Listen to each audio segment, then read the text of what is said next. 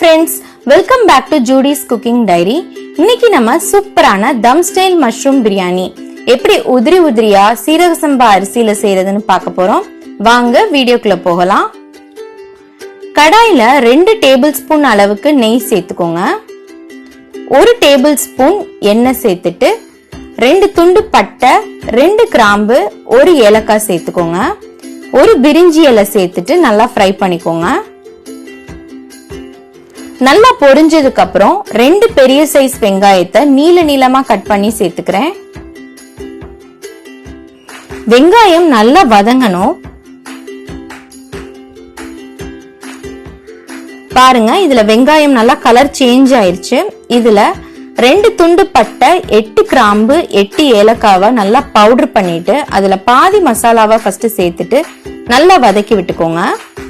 இதுல 2 table spoon இஞ்சி பூண்டு பேஸ்ட் சேர்த்துட்டு நல்லா பச்சை வாசனை போற வரைக்கும் வதக்கி விட்டுக்கோங்க.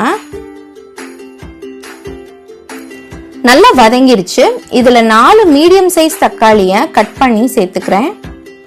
தக்காளி நல்லா வதங்கணும். நல்லா மசிஞ்சு வர்ற வரைக்கும் வதக்கி விட்டுக்கோங்க. சீக்கிரமா வதங்குறதுக்கு கல்லுப்பு சேர்த்துட்டு கிளறி விட்டுக்கோங்க.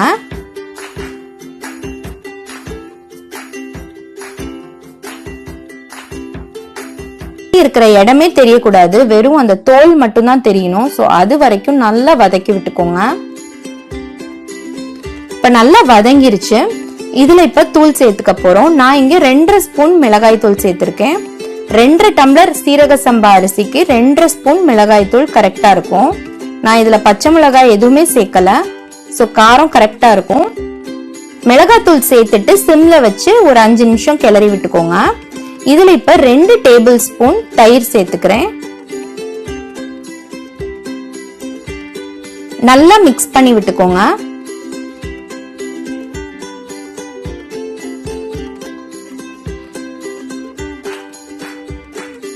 இப்ப நல்லா கிளறினதுக்கு அப்புறம் 1 கப் புதினா இலைய நல்லா வாஷ் பண்ணிட்டு சேர்த்துக்கோங்க. 1 கப் கொத்தமல்லி இலைய நல்லா வாஷ் பண்ணிட்டு பொடியா கட் பண்ணி சேர்த்துக்கோங்க.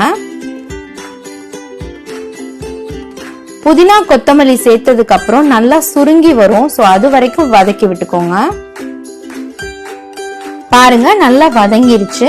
இதுல நான் 300 கிராம் காளான நல்லா உப்பு தண்ணியில வாஷ் பண்ணிட்டு தொடச்சதுக்கு அப்புறம் 4 கட் பண்ணி இதுல நான் இப்ப சேர்த்துக்க போறேன்.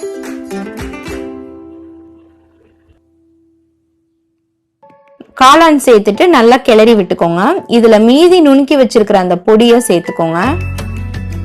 சேர்த்துட்டு இந்த டம்ளர்ல நான் அரிசி மெஷர் பண்ணிருக்கேன்.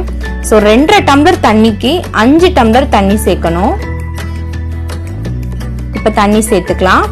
நான் சீரக சம்பா அரிசிய பிரியாணி செய்ய ஸ்டார்ட் பண்றப்ப ஊற வச்சேன். சோ 15 நிமிஷம் வரைக்கும் கரெக்டா ஊறி இருக்கும். இதுல நான் இப்ப 5 டம்ளர் தண்ணி சேர்த்துட்டு மூடி போட்டு கொதிக்க விடுங்க. நல்லா ஒரு கொதி வந்ததுக்கு அப்புறம் ஓபன் பண்ணி பார்த்துட்டு உப்பு காரம் கரெக்டா இருக்கான்னு செக் பண்ணிக்கோங்க. உப்பும் காரமும் கொஞ்சம் ஒரு கல் தூக்கலா இருக்கணும். அப்பதான் அரிசி சேர்த்ததுக்கு அப்புறம் கரெக்டா இருக்கும். இதுல நம்ம சீரக சம்பா அரிசிய 2 வாட்டி நல்லா வாஷ் பண்ணிட்டு அதுல நல்லா தண்ணிய ஃபுல்லா வடிச்சிட்டு இப்ப இதுல சேர்த்துக்க போறோம். தண்ணி எதுவும் இல்லாம பாத்துக்கோங்க அரிசியில, இல்லைன்னா நமக்கு அரிசி தண்ணி மெஷர்மெண்ட் கரெக்டா அமையாது. அரிசி சேர்த்துட்டு லைட்டா இந்த மாதிரி கிளறி விட்டுட்டு மூடி போட்டு ஹை ஃப்ளேம்ல 5 நிமிஷம் கொதிக்க விடுங்க. கரெக்டா 5 நிமிஷம் ஆனதுக்கு அப்புறம் அடுப்பை மீடியம் ஃப்ளேம்ல வச்சுட்டு ஓபன் பண்ணி பாத்தீங்கன்னா பாதி தண்ணி அப்சர்வ் ஆயிருக்கும். இந்த மாதிரி லைட்டா கிளறி விட்டுட்டு மூடி போட்டு 5 நிமிஷம் மீடியம் ஃப்ளேம்ல வச்சு எடுங்க. 5 நிமிஷம் கழிச்சு கரெக்டா ஓபன் பண்ணி பாத்தீங்கன்னா தண்ணி முக்காவாசி அப்சர்வ் ஆயிருச்சு. பட் அரிசி இன்னும் லைட்டா வேகணும். இந்த மாதிரி லைட்டா கோதி விட்டுட்டு இப்ப நம்ம இந்த ஸ்டேஜ்ல நம்ம தம் போட்டுறலாம்.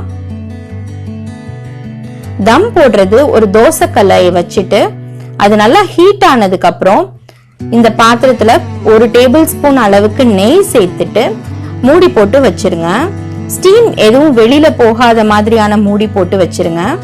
15 நிமிஷம் தோசை கல்லுல மீடியம் ஃப்ளேம்ல வச்சுட்டு அதுக்கப்புறம் தனியா எடுத்து வச்சு 15 நிமிஷம் வரைக்கும் ஓபன் பண்ணாதீங்க.